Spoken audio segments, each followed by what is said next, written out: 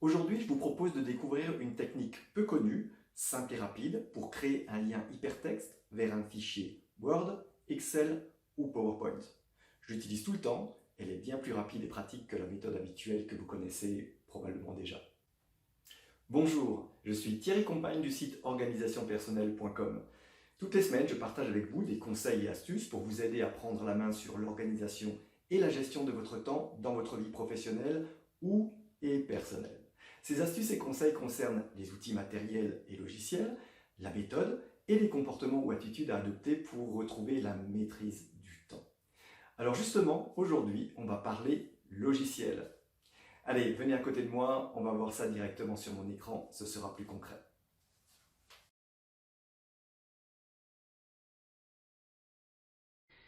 Imaginez, vous venez de finir la mise à jour de 3 fichiers, il y a 2 tableaux Excel et puis une présentation PowerPoint. Vous venez donc de terminer cette mise à jour et vous souhaitez en faire part à vos collègues pour validation ou tout simplement pour avoir un avis. Eh bien, vous allez effectivement envoyer peut-être les liens vers ces fichiers, s'ils sont dans un espace partagé, en insérant ces liens tout simplement dans un mail. Alors, la première des possibilités, c'est donc de cliquer droit dans le mail et de sélectionner lien, et ensuite d'aller décliner toute l'arborescence pour aller retrouver ces fichiers. Donc, bien ici, je vais aller retrouver ces fichiers dans mon arborescence. Alors, vous voyez qu'il faut descendre parfois plusieurs niveaux, surtout quand on est dans un espace partagé. Il faut parfois décliner comme ça sur 6-7 niveaux. Eh bien, c'est de nombreux coups de clic qu'il faudra donner jusqu'à arriver sur votre fichier cible que voici. Alors, l'arborescence ne descend pas en profondeur, puisque c'est également des conseils que je donne quand on construit une arborescence informatique. Il ne faut pas descendre trop loin dans les sous-dossiers. Mais c'est vrai que parfois, en entreprise, quand on partage des fichiers, on a des dossiers par service, puis ensuite des sous-dossiers, puisqu'on a une multitude d'informations à stocker. Voilà donc pour le premier fichier. Le deuxième fichier que je souhaite donc intégrer, je vais faire exactement de la même manière. Alors, vous voyez qu'ici, c'est chaque fois la même opération qu'il faut faire pour aller récupérer ces fichiers dans les dossiers concernés. Donc, on veut ici retrouver le script de cette vidéo, par exemple celui-ci. Voilà, et puis donc le troisième fichier, c'est un lien vers un document PowerPoint, pardon. Donc de la même manière, alors, il se trouve à un autre endroit celui-ci. Vous voyez, chaque fois, il faut faire en plus l'effort de tout simplement retrouver ces fichiers dans les arborescences. Donc, c'est du temps, bien évidemment. C'est quand même du temps et surtout, on monopolise chaque fois son esprit pour faire ceci. Voilà, donc j'ai fini l'insertion de mes trois liens. Alors, vous voyez que ça a pris un certain temps et encore une fois, l'insertion via le clic droit dans un mail n'est pas forcément des plus rapides et des plus faciles et pratiques. Alors, deuxième possibilité pour faire ceci. Plutôt que de passer par le clic droit puis lien hypertexte, on va faire une petite préparation. Je vous propose ici d'aller installer dans la barre d'outils dite d'accès rapide. Microsoft appelle cette barre là-haut la barre d'outils accès rapide. Je vous propose d'aller installer ce qu'on appelle l'adresse tout simplement du document ou l'emplacement du document. Alors pour ce faire, on va aller cliquer, vous voyez, sur la petite flèche qu'il y a ici dans cette barre d'outils accès rapide. On va sélectionner autre commande et à la place de commande courante ici, on va choisir toutes les commandes.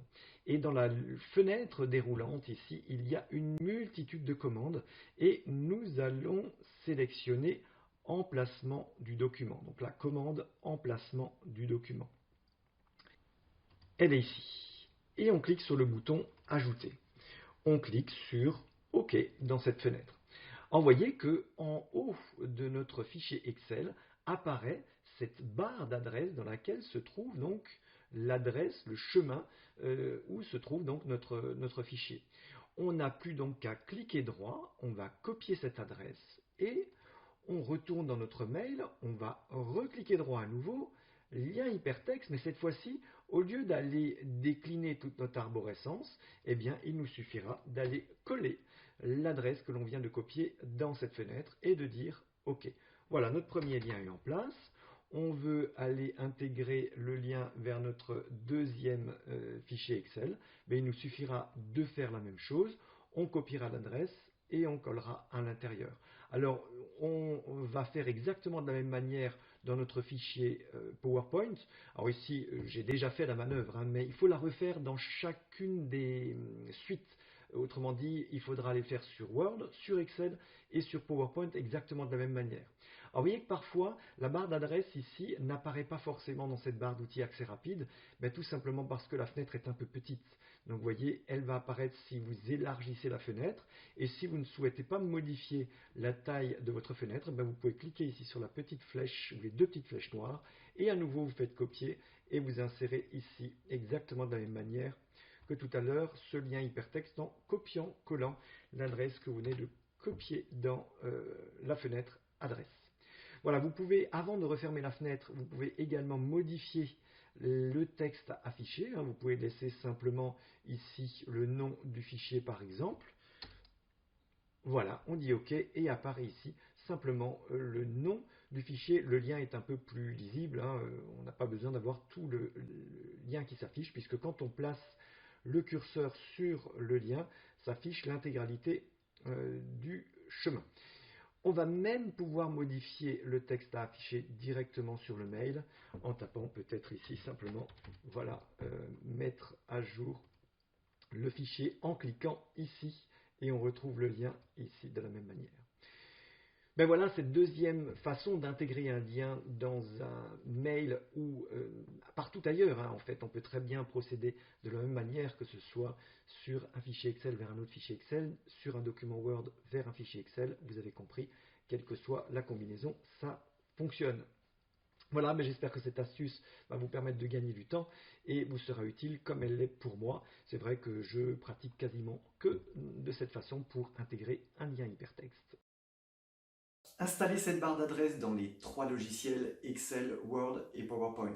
Vous allez économiser des centaines, voire des milliers de coups de clic. Vous allez gagner du temps et moins vous fatiguer. Dites-moi dans les commentaires ci-dessous si vous souhaitez que je vous prépare une fiche tuto au format PDF, peut-être plus facile à consulter pour vous. Cliquez sur j'aime si cette vidéo vous a aidé et abonnez-vous pour être sûr de recevoir mes prochains conseils d'organisation et de gestion du temps. À très bientôt. Organisez-vous, prenez la main et retrouvez un esprit libre et serein. Salut!